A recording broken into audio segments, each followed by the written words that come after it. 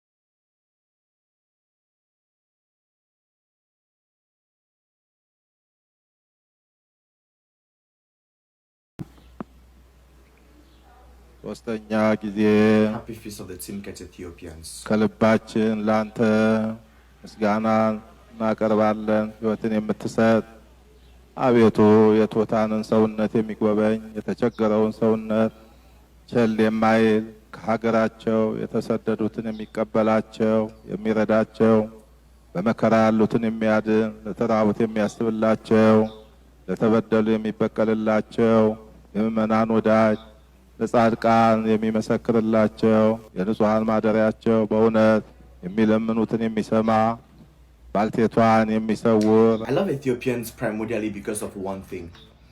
Ethiopians know how to make a festival out of their religious and cultural events. Now, I want you all to take a minute, some few seconds of your time to go to the search bar and type Timket in Ethiopia. Then you will see what I'm talking about. Ethiopians are making the Timket, what we call the Epiphany, most at times. Ethiopians are making it a whole festival, a whole religious festival. They are going out, millions upon millions of them, and telling the world that, hello, Christians have a say. Christians can own their faith. Christians can be vocal about their faith. Christians have no shame in celebrating the baptism of Jesus Christ. What a time to be African. I love how people around the world are showing love and support to Ethiopians. This is what I'm talking about. This is what needs to be. This is what humanity is all about. Ethiopians, you all are celebrating a great day, an impactful day, a monumental day in your country today. I wish you all grace. I wish you all abundance. I wish you all so much love, joy, happiness in your heart because you all deserve it. We celebrated the Feast of the Epiphany like on the 6th of January 2026 because we are in 2026, Ethiopians are in 2018 because of their Ge'ez calendar that they use, and we use the Western Gregorian calendar. So we celebrated ours on the 6th of January. Now today is the 19th of January 2026 in the Gregorian calendar, and Ethiopians are celebrating theirs because their Ge'ez calendar has 13 months, 12 of these months has 30 days, and they are still in 2018. So they are lagging by, I think it's 13 days. Is it 8 or 13 days? They are lagging by 13 days, yeah, something like that. So it is what it is. They are celebrating theirs when we are on the 19th, right? So let's join Ethiopians and show them love and celebrate with them. What a time to be alive, what a time to be African. We love you all so much, Ethiopians. You all take care of yourselves and enjoy your day. በማን ስም ያጥምቀው? እስቲ አስቡት። በማን ስም ያጥምቀው? እኛ በአብ በወልድ በመንፈስ ቅዱስ ስም እንጠመቃለን። እሱ በማን ስም ይጠመቅ? ስም አብብከ ወስመ ወልድ ለሊከ ወስመ መንፈስ ቅዱስ ለውስጤትከ። በአብ ስም እንዳላጠምቅ አብ አባትህ ነው፣ ባንተ ህልው ነው፣ ልብህ ነው። በወልድ ስም እንዳላጠምቅ አንተ ራስ ወልድ ነህ። በመንፈስ ቅዱስ ስም እንዳላጠምቅ መንፈስ ቅዱስ ባንተ ህልው ነው። ባይድ አጠምቅ በስምከ፣ ሌላውን ባንተ ስም አጠምቃለሁ። ወበስመ መኑ አጠምቅ ያከ፣ አንተን ግን በማን ስም አጠምቃለሁ ሲለው ወልዱ ለቡሩክ ከሳቴ ብርሃን ተሳሃለነ፣ ብርሃንን የምትገልጥ የአብ የባህሪ ልጅ ይቅር በለን። አንተ ካህኑ ለዓለም በከመ ሲመቱ ለመልከ ጼዴቅ፣ አንተ እንደ መልከ ጼዴቅ ሥርዓት የዓለም ካህን ነህ ብለህ አጥምቀኝ አለው። ከዚያ ተያይዘው በወረዱ ጊዜ ዮርዳኖስ ደንግጣ ሸሽታለች። ደስ ይበላችሁ። ሸሸች፣ ጌታዋን አየች።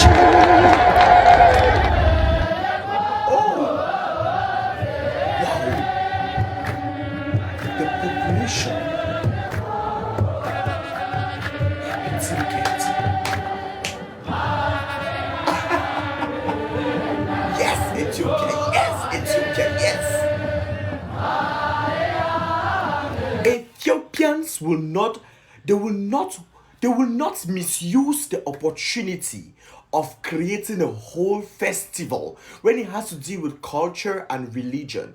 Ethiopians are one of the most religious people you will see walk down this continent, walk down this world. Do you know why? Because they are deeply rooted to their culture. And if you try to look in depth into their religious practices, it is tied up with the culture in one way or the other. Beautiful. Happy Timket to you all in Ethiopia.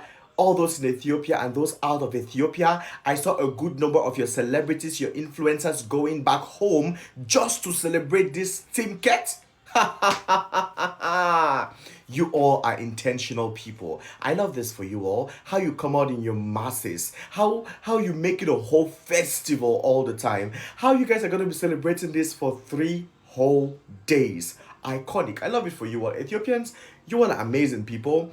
And I just wish you all to keep having such smiles, such enjoyment, such beautiful moments always in your lives, because you know what? You deserve this. Guys, Ethiopians are celebrating this Feast of Epiphany, which we celebrated on the 6th of January. This 2026, Ethiopians are celebrating theirs when we are on the 19th of January 2026. Do you know why? Because they are using a different calendar. I keep telling you all, and I'll keep repeating it to you all each and every day, that you all should know that Ethiopia is using the original calendar. And we are using the Western calendar, the Gregorian calendar. Ethiopians are still with the Ge'ez calendar, right? Which is a via calendar to the ancient Julian calendar. Hello, I'm gonna educate you all. I love this for Ethiopia. I love this for Africa. What a time to be African. What a time to be a lover and supporter of Ethiopia. Ethiopians, have a blast. This is beautiful. This is Ethiopia. Happy tickets to all my Ethiopian friends and family members and followers.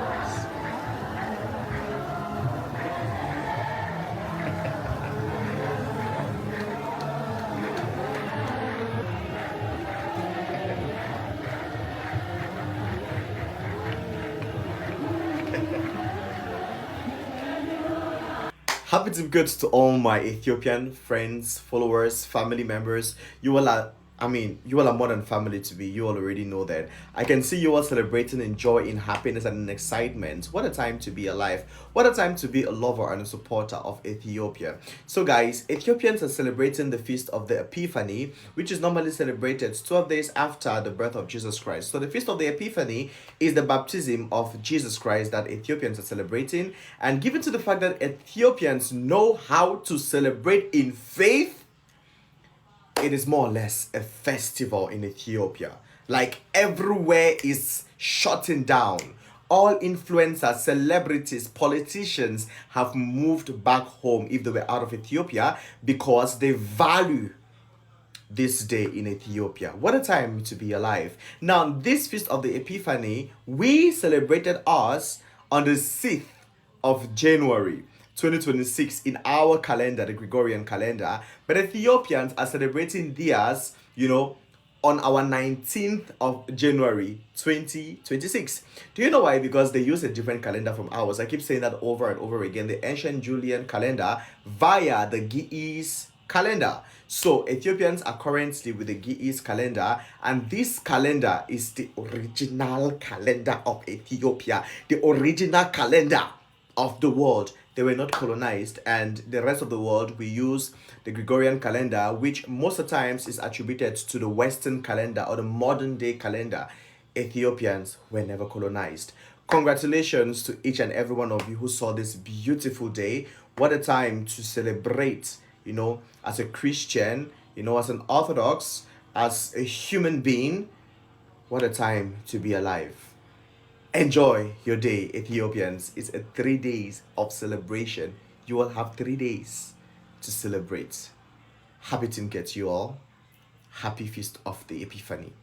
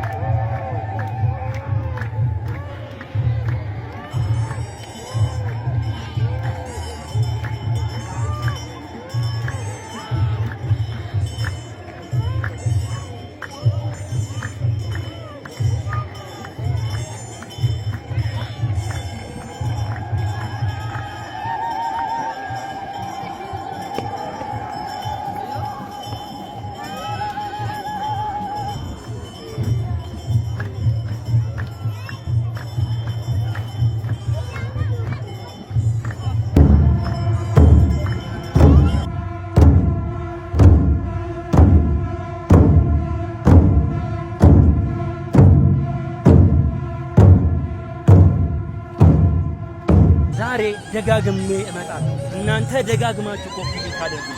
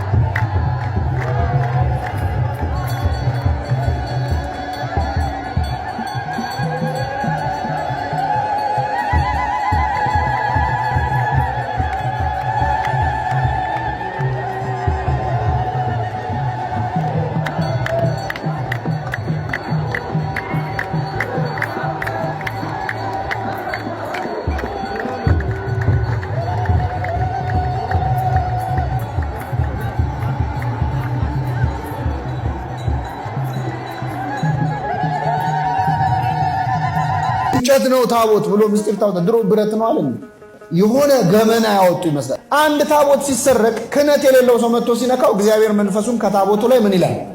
ያነሳል። የመጀመሪያ የተሰራውን ተራ እንጨት ነው ይዞ የሚሮጠው ሰው። ከዛ ሰውዬ ታቦቱን ሸጠውም ምን አረገውም ለወጠው። መጨረሻ ላይ ያ ታቦት ድጋሚ ተይዞ ወደ ቤተ ክርስቲያን ሲገባ ቀጥታ መጥቶ አገልግሎት አይሰጥበትም። ኤጲስቆጶሱ ጳጳሱ መጥተው ጸሎት ላይ ለታቦት የምትለዋን ጸሎት ድጋሚ ምን ይላሉ? ይጸልያሉ። እግዚአብሔር አስቀድሞ የነበረውን መንፈስ ወደ ታቦቱ ምን ይላል? ይመለሳል። ከዛ ውጭ ግን የሆነ ነገር ሲከሰት ሰው እጁ ደርቆ እንዲቀር የምጠብቁ ሰዎች በጣም ተሳስታችሁ። ማለት እግዚአብሔር እዛው የሆነ መብረቅ እያወረደ እዛው አድርቆ እንዲያስቀር የምጠብቅ ከሆነ እንደዛ አይደለም። የትዕግስቱን መጠን አትናቅ ነው የሚለው ቅዱስ ጳውሎስ አይደል? እግዚአብሔር ስለታገሰ አይሰራም ማለት አይደለም። እግዚአብሔር 1000 ዓመት ቢታገስ አንድ ቀን ነው የታገሰው። ታውቃላችሁ? 1000 ዓመት በእግዚአብሔር ዘንድ ስንት ቀን ነው? አንድ ቀን ነው። ስለዚህ ፈጽሞ ይታገሳል።